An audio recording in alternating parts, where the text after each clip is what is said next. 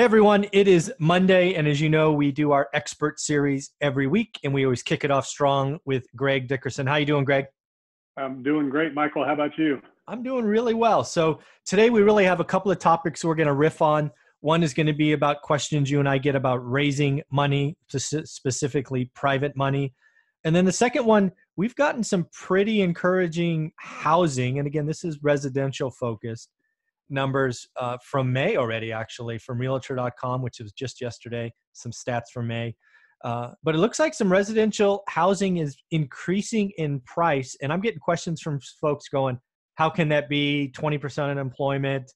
What is going on? So I thought we'd tackle those two topics and just riff with our opinions and kind of talk about it. So any thoughts on which one you want to tackle first?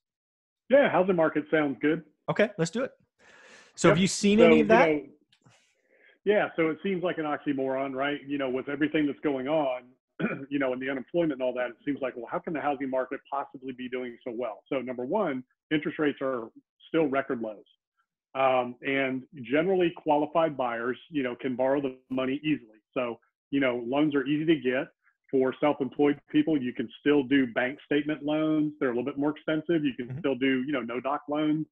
So there's a lot of flexible programs out there for people, because the government wants people to own houses. That is still something that is popular in the United States. It's still something that's pushed, and it's still something that people want. I know we're a renter, nation in a lot of people's minds, but, people go through different transitions in their life. And I had this debate with, Grant Cardone. He asked me, what do you think about, residential houses and the housing market and things like that? And generally, there's always going to be a little bit of a transition. Some people are going to want to rent to a point in their lives. Younger people, the millennials, once they start having kids and all that, they want the backyard and the house and the picket fence. So you're going to have a certain amount of people that aren't going to rent forever. You're going to have some people that will rent forever. You're going to have some people that are getting older and retiring, and they're going to downsize and they're going to want to rent. So you're going to have this constant inflow and outflow. At the end of the day, the population is growing. So we need more housing, period, whether it's rental or whether it's ownership. And I don't think you're seeing ownership go down. I think if anything, and I haven't looked at this would be an interesting stat to look up, is what is the trend of home ownership? Has it been going up over the last 10 years since 2009? And I think it has, as well as, renting. Renting has increased, but the population's increased. So, you got to kind of look at all those things and put them in perspective. So that's number one. Interest rates are cheap. It's still relatively easy to qualify for a loan if you're a qualified borrower. And there's still a lot of first home buyer, programs in place, VA loans, FHA, all that kind of stuff. Now, on the unemployment front, generally the people that are unemployed are not your candidates that are going to buy anyways. So they're not generally out there in the housing market. Now, there are a few. I saw a news story the other day about this one couple. They were like a week or two away from closing, and they had their last step of verification of employment. She had gotten laid off. So, she couldn't buy right now, but that's temporary. These layoffs are temporary. Once we get back and we get open back up and people start going back to work, those things will work their way through the system. But generally, most of the people, the bulk of the people that are employed, are renters anyways, and aren't, looking to buy houses. But again, there's going to be a small percentage of those that were. Yeah, I would tell you my thoughts are kind of the same. So again, one thing what I tell when I get this question is, don't forget you're hearing national numbers, but your job is to learn your local market. There are clearly some markets that are not seeing price increases. And I think we all know which ones those are. So be very careful with national numbers. Real estate is one of those things that when you talk nationally, it actually tells you nothing. So that's the first thing I tell people all the time is like, stop quoting me national numbers because I invest locally. Then the other thing is, this is economics 101. I do have an econ degree and an MBA from a good university, but it's always supply and demand. So let's talk about that first. Supply going into this health crisis we were not meeting demand already, right? It was already a problem. Supply also going into this was across the spectrum, right? There was Toll Brothers building very high-end new construction, and then there's D.R. Horton, and insert any name to your local region, but there were builders across the spectrum. So there was a supply there. But now that this health event has occurred, we have even a further supply mismatch, because the high end, in my earlier example, Toll Brothers, they're their market is pretty dead, right? Because it needs jumbo loans. You got to be really confident to buy there. But the DR Horton stock, and again, we have numbers from 2 weeks ago, is on fire, right? They can't keep new construction going because it's the other side of the supply demand equation. The demand has changed. There are people that have now been sheltering in place for a while, or they were in the market for a new home and have decided now's the time to buy. And what is the easiest thing to buy today? It's not an existing house. That is down 22% as of last week. But new construction, when I can go see it anytime, nobody has had any of their stuff in there. I can clean it thoroughly without worrying about, the kids doing this or do that. New construction's on fire. If you can build new construction to a point of entry level, you're going to do really, really well. So I think that is just clearly going on. And then when you put all the numbers together, with less transactions, it's no wonder that prices are going up. And again, I saw them this morning, realtor.com put out a note that for May, right, it's June 1st, but they're already saying May prices are up 3.1%. It's just weird math. So it's pretty interesting. Yeah. Supply and demand, like you said. So, again, pockets across the country, national picture, real estate's hyper local. So each market's different, each area in each market's going to be different. But in general, inventory's down because people, that don't want to list their houses, don't want people coming through, aren't moving right now. So that's number one. Number two, interest rates are low. So as the rates go down, prices generally tick up a little bit. So it's all kind of relative. Same thing in commercial multifamily. And we don't have enough labor or supply chain to build our way out of the demand for new housing right now. And, the whole shelter in place thing, people imagine yourself sheltering in place here, so people want more room. They're like, if I'm going to get locked down, I want a backyard, that I can go out into, and they see these interviews of people, in the outskirts of New York with these nice big yards, so I know demand is up in the suburbs around New York. I'm sure they are in San Francisco, all the big cities, that's kind of going on. What's the real effect going to be on the cities? Who knows? Maybe 5%, 2%, 1%, I don't know, of the people that are going to leave because of everything that's going on. So we'll have to see what that looks like. But the multifamily, so residential has done well since 2009 and 10. They learned their lesson. They're not going out and oversupplying the market. They're keeping demand pent up for a reason. Keeps prices high and it keeps backlog. So, and they're very in tune to interest rates because as we saw 2 years ago now, it was fall, late summer, early fall of 2018. We had a real funk in the market, F-U-N-K. It was a funky market because interest rates started ticking up close to 5% again. You remember that? I do. The real estate market shut down all across the country. It did. So watch the interest rates. The builders are very in tune and sensitive to that. So is Treasury and the Fed. Everybody knows if interest rates get over 4% up into the upper fours, close to 5, it's just going to shut off like a faucet. So the builders are watching that. They're not putting too much inventory out there. They're not building on spec like they used to, hundreds of houses at a time in most areas. Some areas they might be. Multifamily is the thing that I think we're going to see an oversupply. I think there's a lot of that in the pipeline in a lot of areas where I think we're going to see supply catch up because they don't look at the same metrics. They're just going because there's a lot of money to be made in development and developer fees. So if they can get the money, they're just rolling and they're putting projects up all over the country right now. So I think that could be an issue.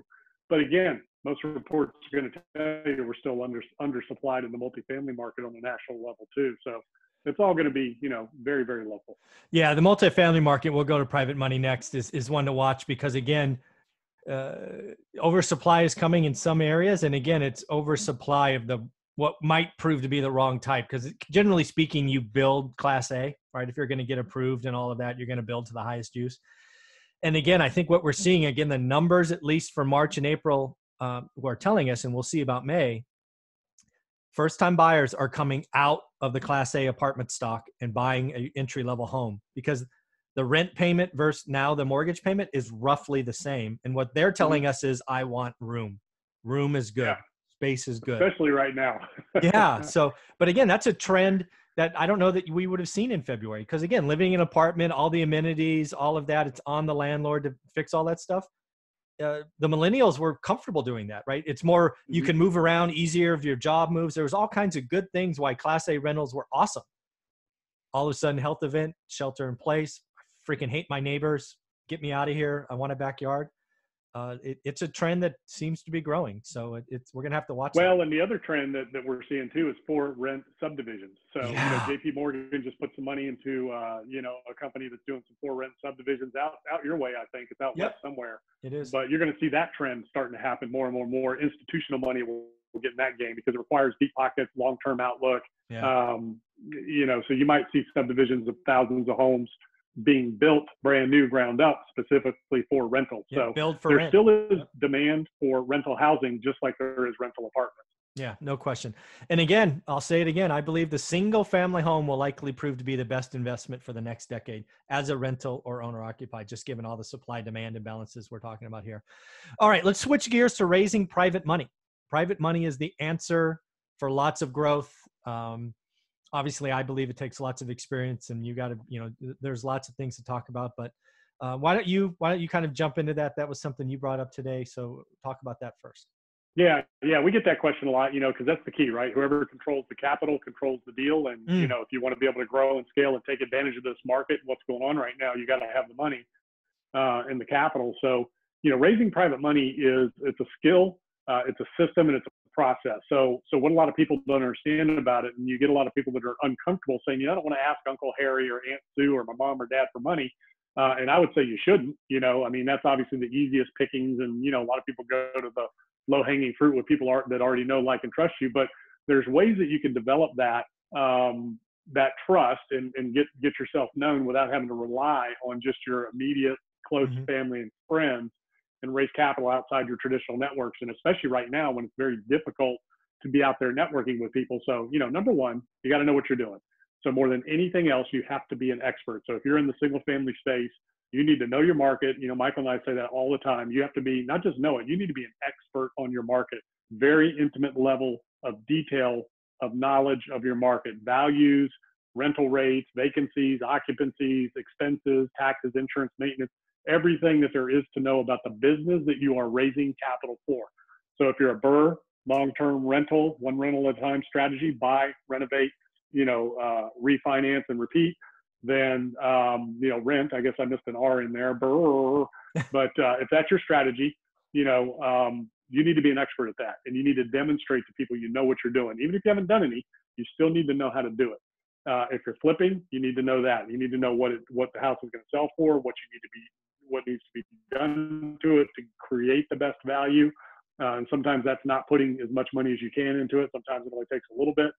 Knowing what those costs are, knowing who the right people are, and having a good track record. And if not, working your way into that by having the knowledge and the experience.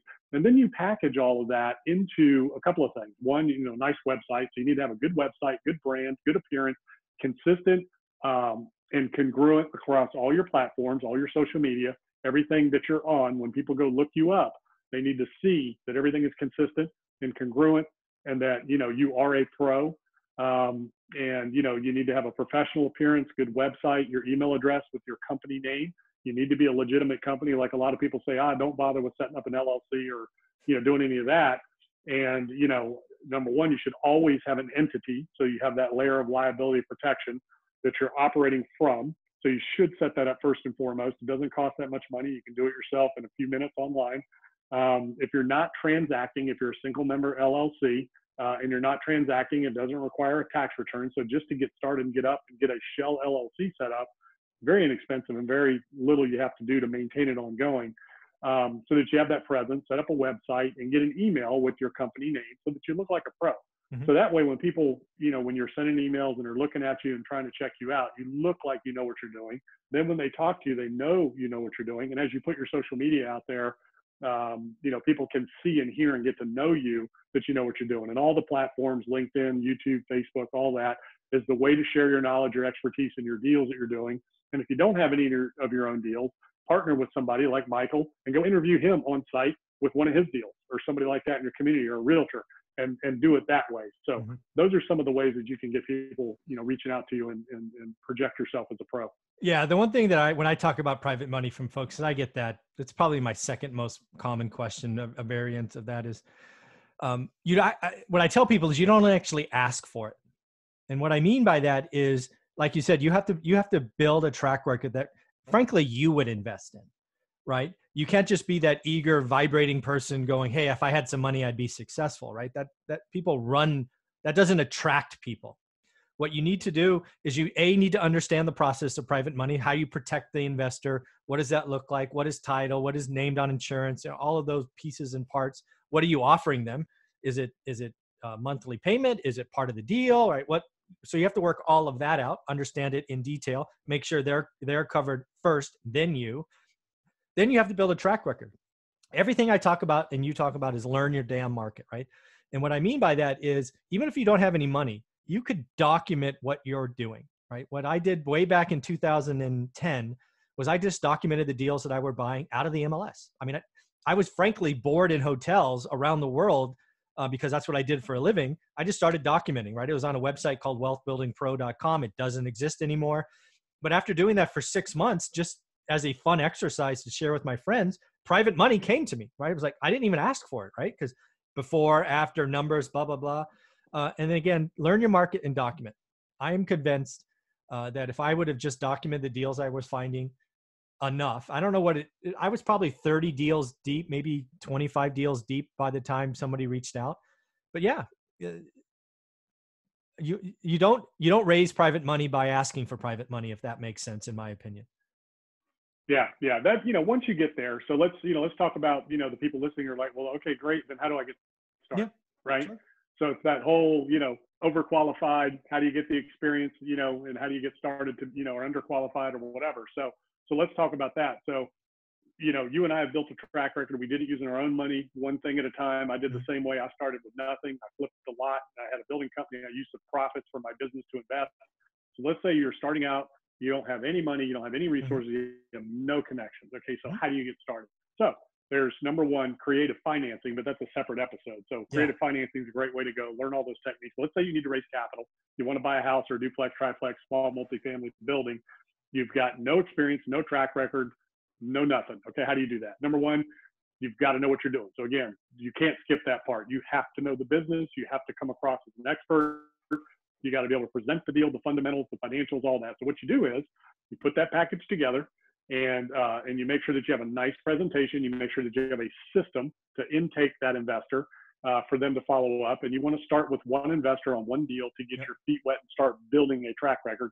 And they get a note, deed of trust, securities. So whatever state you're in, however that works, you want to make sure that those security interest instruments, that you have examples of those so you can give them to the investor and talk to them. So what you do is you put that deal together, you package it, you have a nice presentation, and then you do have to offer the opportunity for people to invest. And you just be honest, say, look, I'm getting started in the business. I know what I'm doing. I've studied it. Here's the market. Here's why this is a good deal. Here's all of the information that supports all that. Here's the documents in terms of how you're secured. And, I'm just looking to get started and just get a shot in the business. So you just have to be honest and talk to people about what you're doing when you're first getting started, and you'll find somebody that'll help you. And usually that's going to be another investor potentially, or it's going to be, private money, hard money lenders, which you can find those if that's what they do.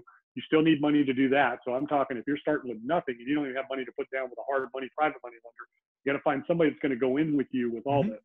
So you just have to convince them that you are trustworthy, that you know what you're doing. You got to have some sort of a track record of some sort of success somewhere in the corporate world, with another business, something where before somebody's going to believe in you.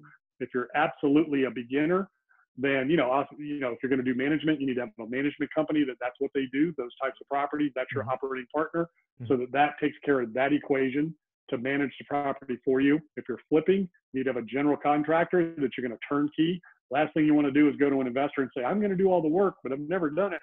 You want to say, I've got a general contractor. This is all they do, and here's their track record. I've got a realtor that's going to handle all that. Here's their track record.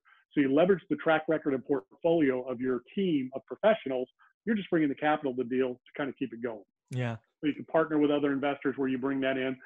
So those are some of the ways you get started with absolutely nothing to build a track record. and start with what you can, where you can, and then build it and grow it from there. Yeah, what I would tell people if they're just getting started with absolutely nothing is you need to spend 90 days or 100 days, and you need to pick one zip code in your market, and you need to document everything going on in that zip code. Even if it's just, if the zip code's huge, pick a section of it. You need to become the man, the woman of that patch of dirt. And I want you documenting every day what's going on. I want you to go out and, because again, flipping happens everywhere. So if you see someone that buys something for cash, drive by the project, take some pictures, talk to them, see what's going on, do some before and afters. You need to become the individual that knows that patch of dirt better than anybody else, so that after that, you can start saying, hey, I found property XYZ on 123 Main Street. It's a lot like property 789 on 2nd Street. And these were the numbers, right? Those are the things that I talk about. And again, you have to do the legwork first. You have to be consistent. You have to document. It's going to feel monotonous, but what you will be doing is building a track record of understanding, so that when you get to the point of saying 123 Main Street is like 789 2nd Street, you at least have a basis of fact. And that's what I recommend, folks. You've got to get out of your comfort zone. Stop sitting behind YouTube University. Go out and kick some rocks, look at some projects, take some pictures, ask questions, and do that over and over. You can't do it in one weekend. This is not a job that you can do in a weekend. It's not even something you could do in a month. You need to be able to invest 90 days at least, because real estate takes time. No projects get done, generally speaking, in 30 or 45 days, right? You buy a flip, you've got to fix it. You've got to go through an escrow to close it. I mean, that's a 90-day process. Invest the time, folks. Become marketable, become investable. It's not something you do in a weekend or because you watched 100 hours on YouTube. You've got to go see projects. That's what I think. Yeah. Yeah. There's no way to skip, the education, and building your expertise and all that. But so let's flip the coin a little bit. And let's say you're doing stuff at a different level. Okay. And let's say you do have access to capital, but you don't have any knowledge, insight, and all that, to do deals directly. Then what you want to do is you want to partner with people like Michael or other operators or whatever, and then you be the capital source, and then come in and say, hey, I can raise capital all day long. Let's put a company together. You do everything else. I'll bring the money, and then let's partner. Sure. And then you're leveraging their track record. So you don't need to know the business, the expertise. Good point. What you know is, the financials. You know how money works. You know how they're going to generate return, and you understand that side, how to underwrite and all that kind of stuff. Then you say, well, here's Michael. He's been doing it 20 years. This is what he does. We can go invest with him in his deals, that kind of thing. So you leverage other people, and you be the capital partner for them and get yourself into deals that way. So that's the other way to get yourself going in the business, and then you can build it up and eventually do your own deals if you want to. But a lot of very successful organizations are built by one person knowing how to raise capital and the other one knowing how to be the operator, and then they come together and create this monster machine that just goes out there and buys everything. Yeah. The other thing I want to say about private money, it actually just hit me, is raising private money in a recession or a bad economy is actually pretty easy, because you're not competing against very high rates in the bank. Most people or not most people, some people are sketchy on the stock market. People generally are afraid, and they go to cash, which feels good in the moment. But by the time they get their first, second, or third monthly statement of less than 1% interest, they're like, this is stupid. I got to do something. And they go, do I want to go to the stock market? Nope, don't like that. What else is there? So again, that happened for me in 2010. Again, I had no idea. I was literally documenting what we were doing because it was fun. And all I had to do was pay double digits. I paid 10% and was able to borrow the entire purchase price of everything I was buying, which was awesome. And now it's people want to be part of the process and get part of the profit because I'm flipping. So again, putting together a program that's right for the market is a good idea. And again, it just hit me that raising private money in a recession is actually the easiest time. I don't know if you've seen that over the years. Yeah, it is, and it can be. And, the interesting thing about right now with what's going on with the markets, and with real estate, it's just so easy. You get the depreciation benefits and things like that. So for somebody who's been investing otherwise, you get taxed on your gains in the stock market, any distributions or dividend income, you're taxed on that. Real estate, man, you get the depreciation, all that. So you can potentially offset your own W-2 income with depreciation in real estate. So there's a lot of tax advantages, if you're set up correctly, know how to take advantage of that. that is way more advantageous in the stock market. Here's the other thing. All right. The only reason the stock market was where it was at before everything hit and it sold off, and it wasn't going much further, it was maxed out, is because of what the Fed has been doing in the Treasury over the last 10 years since 2008-9, pumping, quantitative easing, pumping all the liquidity into the market. What's kept kept it from crashing now is the same thing. It's all this money the Fed's pumping in there, and they're buying up everybody's debt. They're loaning everybody money.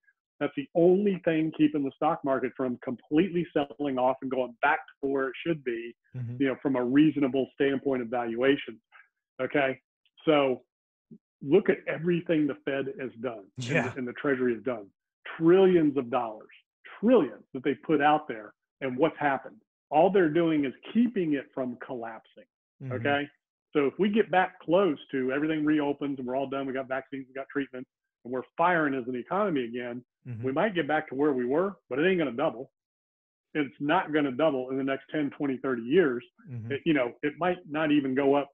Who knows how far it can go, but if all we're doing is keeping it where it's at with all of this, because that's going to stop. Once we're back open and everything's going, the Fed's going to stop, the faucet's going to be shut off, and the market's going to be allowed to correct itself, which it should have done over the last 10 years, and it didn't because the Fed didn't stop. So who knows if they're going to stop or not.